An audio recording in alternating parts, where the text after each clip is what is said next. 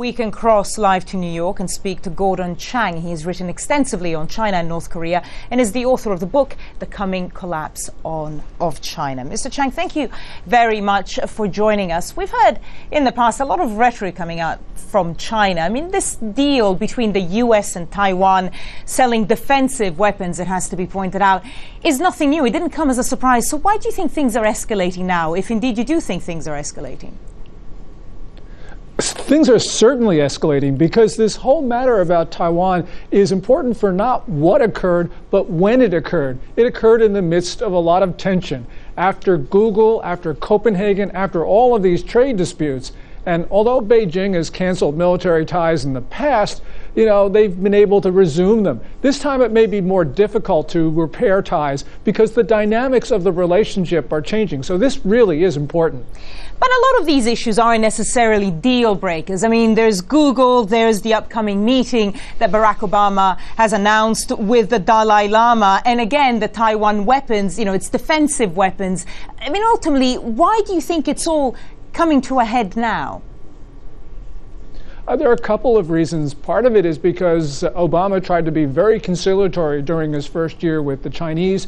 He made a lot of rhetorical concessions that I don't think he really knew the significance of what he was saying. But the Chinese clearly had a very different take on what Obama said. And then Obama starts to do things that the Chinese didn't think that he would do. I think that it's really important right now because the Chinese are trying to force Obama into a box, and Obama is just not going to take it. So there's this frustration on the part of Beijing because they thought they had these understandings, and of course they didn't. And so that's, I think, a big part of the problem right now. And the Chinese are very aggressive and very proud and they think they own the century and the U.S. is in terminal decline. Well, guess what? It's not. It was very interesting. One of the things that the Chinese government came out with when it was announced that Barack Obama would meet the Dalai Lama is that they said that if ties worsened between the US and China, then that would damage Washington's ability to overcome its economic crisis. Do you think that that is a sort of diplomatic and economic weapon, perhaps, that China would use and could use against the US? Well, they've made these threats before, going back about 2 years, and they don't do it. And part of the reason they don't do it is because they know it doesn't work. In 2008, more than 90% of China's overall trade surplus related to sales to the U.S. And in 2009, China's export dependence on the U.S. actually increased. When China's exports declined 16.0% for the entire year, but exports to the U.S. declined only 12.5%. So the U.S. is becoming much more important to China's export-dependent economy.